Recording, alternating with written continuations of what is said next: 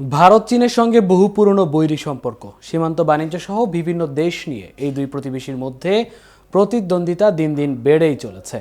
এর অংশ হিসেবে চীনকে ঠেকাতে এবার তিব্বতীদের ঢাল হিসেবে ব্যবহার করছে ভারত। জানা গেছে, চীন সীমান্তের কাছে হিমালয়ের ধর্মীয় কেন্দ্রগুলোর শিক্ষা ব্যবস্থায় পরিবর্তন আনতে যাচ্ছে ভারত। বার্তা সংস্থা রয়টার্সের এক প্রতিবেদনে জানা যায়, ভারত এই মাসে বৌদ্ধ মঠগুলোর শিক্ষা কার্যক্রম একীভূত করা এবং দেশপ্রেম জাগ্রত করার উদ্যোগ হাতে নিয়েছে। চীনকে আটকাতে ভারতের এই অভিনব পদ্ধতি নিয়েই থাকছে আমাদের আজকের প্রতিবেদন, এবং আপনাদের সঙ্গে আছি আমি মামুনুর রহমান।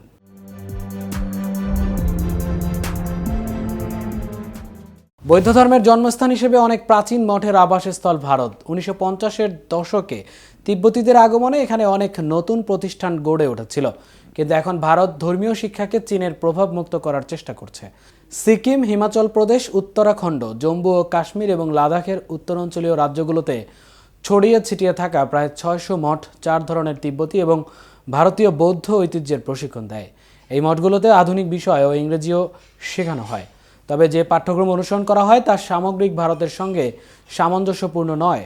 ভারতে ভাষা, ধর্ম, সংস্কৃতি নির্বিশেষে জাতীয় পরিচয় গড়ে তুলতে যে শিক্ষা কার্যক্রম অনুসরণ করা হচ্ছে তার সঙ্গে এর মিল পাওয়া যায় না। মঠের নতুন পাঠ্যক্রম নিয়ে কাজ করা এক ব্যক্তি বলেন, ভারতীয় ও তিব্বতী পড়ুয়াদের ভারতীয় শিক্ষা কার্যক্রমের জন্য প্রস্তুত হতে সাহায্য করা হবে।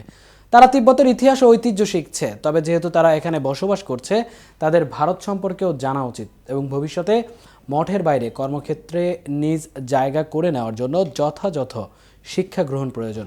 একটি সরকারি নথির বরাতে রয়টার্সের প্রতিবেদনে বলা হয়, চীন সীমান্তের 3000 কিলোমিটার এলাকার মধ্যে অবস্থিত 20টি মঠ এই নতুন পাঠ্যক্রম গ্রহণে রাজি হয়েছে এবং বাকিগুলো চলতি বছরের শেষের দিকে পর্যায়ক্রমে চলে আসবে। কর্মকর্তারা জানিয়েছেন, এই পাঠক্রম তৈরির জন্য মঠগুলোর সঙ্গে পৃথকভাবে আলোচনা করলেও নতুন পাঠ্যপুস্তক মুদ্রণ এবং মঠগুলোতে নতুন শিক্ষক নিয়োগে বেশ সময় লাগবে, কারণ বেশিরভাগ স্কুল জনবিরল এলাকায় অবস্থিত। তবে অরুণাচল প্রদেশের গনৎসে গার্ডেন রবগি লিং মঠের মতো কিছু মঠের সন্ন্যাসীদের দাবি, তাদের পাঠ্যক্রম আধুনিক শিক্ষার পাশাপাশি বৌদ্ধ দর্শনের উপর দৃষ্টি নিবন্ধন করতে যত্ন সহকারে তৈরি করা হয়েছে, যাতে তারা ধর্ম প্রচারক হতে পারেন। বৈদেশিক অর্থায়নে এবং বৌদ্ধ ধর্মের বিভিন্ন সম্প্রদায় দ্বারা কয়েক দশক ধরে পরিচালিত এই মঠগুলোতে শিক্ষক নিয়োগ, সন্ন্যাসীদের বৃত্তি প্রদান এবং বার্ষিক পরীক্ষার পথ প্রশস্ত করার জন্য শীঘ্রই তহবিল প্রদান শুরু করবে ভারত।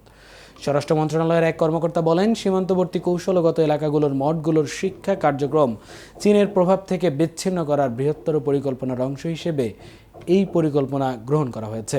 উল্লেখ্য, 2020 সালে সীমান্তে সংঘর্ষে 20 জনের বেশি সেনা নিহতের পর সৃষ্ট সামরিক অচল অবস্থা দূর করতে কাজ শুরু করেছে এশিয়ার দুই পরাশক্তি। তবে সম্পর্কের উন্নয়ন ধীরগতিতে হলেও সীমান্ত এলাকাগুলোর উন্নয়নে আরও ব্যয়ের লক্ষ্য ভারতের। আজ এ পর্যন্তই। এতক্ষণ কেটিভির সাথে থাকার জন্য ধন্যবাদ।